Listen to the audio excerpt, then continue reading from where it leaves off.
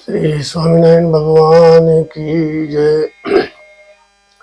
कृपा करो मुझ पर हरि सुख निधि सहजानंद, आपके गुणगान करने बुद्धि दो भगवन।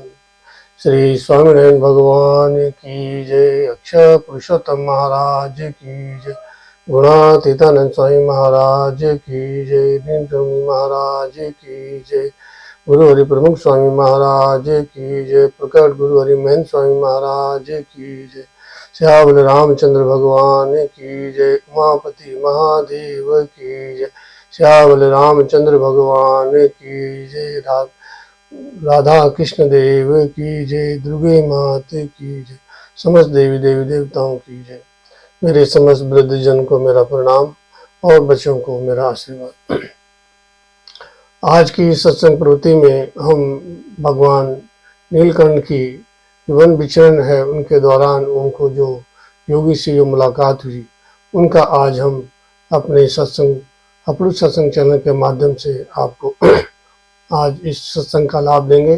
तो अभी तक मेरे जिन भाई एक प्रार्थना मेरे जिन भाइयों ने अभी तक चैनल को सब्सक्राइब लाइक नहीं किया, कृपया भी चैनल को सब्सक्राइब करें, लाइक करें और अपने सभी संबंधी दोस्तों को इसका लाभ दें और भगवान स्वामीनारायण की जो कथाएं हैं उनके बारे में उनको लाभ मिले, ये मेरी आपसे प्रार्थना है। आज नीलकंठ वर्णी की वन विचरण के दौरान जिस योगी से उनकी मुलाकात हुई वो है गोपाल योगी। उनके बारे में आज हम अपने सत्संग चैनल के माध्यम से आपको अवगत कराएंगे।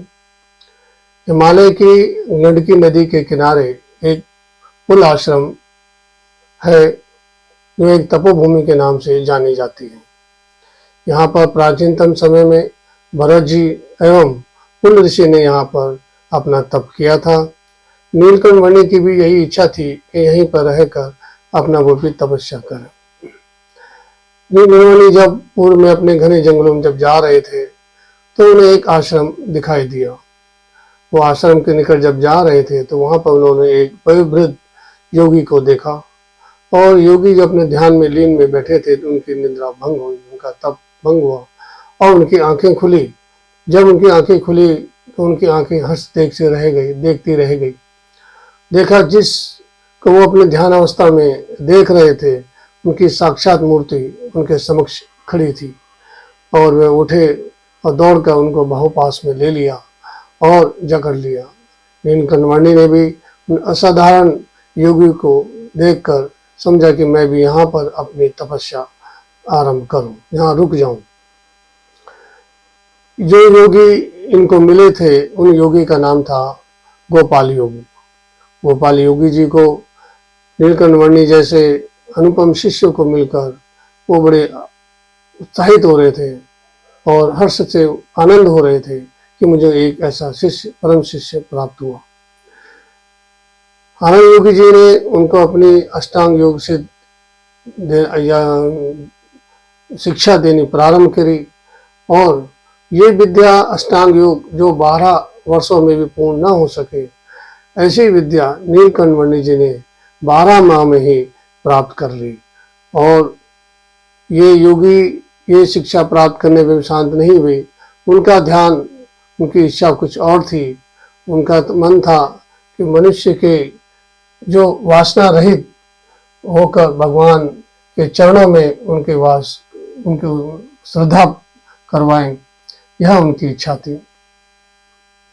नीलकंठ वर्णी ने अपनी जो इच्छा प्रकट योगी जी से कही कि भाई मेरी इच्छा ये है। उस इच्छा को सुनकर गोपाल योगी जी अपने ध्यान में बैठे और ध्यान में बैठे थोड़ी देर बाद जब उनकी निंदा टूटी तो वो उठकर खड़े हुए और नीलकंठ वर्णी के चरणों में पड़ गए और कहने लगे, प्रभु आप तो स्वयं परमात्मा हैं, आप सब जानते हैं। आप इस भूमि पर गुजरात की भूमि पर आए हैं और गिरनार के तलहटी के किनारे आपको एक सिद्ध पुरुष की प्राप्ति होगी। योगी महाराज गोपाल योगी जी महाराज कुछ समय बाद उनको यह लगने लगा कि उनका अब अंतिम समय निकट आ रहा है। तो उन्होंने अपने उस ध्यान को नीलकंठ वर्णी की मूर्ति पर आकर्षित किया, उन पर एक चित हुए और उन्हें अपना ध्यान उस पर आकर्षित करके उस पर मोक्ष की प्राप्ति की उसमें लीन हो गए और नीलकंठ वर्णी ने उनको अपनी मोक्ष की प्राप्ति करी। तो आज की इस सत्संग चैनल में आपने गोपाल योगी जो अष्टांग योग सिद्ध के योगी थे, उन्होंने अपनी विद्या से नीलकंठ वर्णी जी को 12 माह के अंदर ही ये अष्टांग योग सिद्ध किया, जिसमें नीलकंठ वर्णी पारंगत हुए। इस तरह की क्रमशः जो उनकी वन विचरण के दौरान जिनसे उनका मुलाकात हुई, जो उन्होंने सीखा, इसी क्रम में आगे भी आपको इस सत्संग के माध्यम से आपको बताया जाएगा। मैं पुनः उन्हीं भाई बहनों से प्रार्थना करूंगा जिन्होंने अभी तक चैनल को सब्सक्राइब लाइक नहीं किया, वो चैनल को लाइक करें, सब्सक्राइब करें और अपने सगे संबंधियों को आगे समझ जानकारी दें, ताकि उनको भी भगवान स्वामीनारायण की लीलाएं, कथाएं और अक्षरधाम में होने वाले कार्यक्रम के लिए उनको अवगत समय समय पर अवगत होता रहे। यही मेरी आप सबसे प्रार्थना है। जय स्वामी।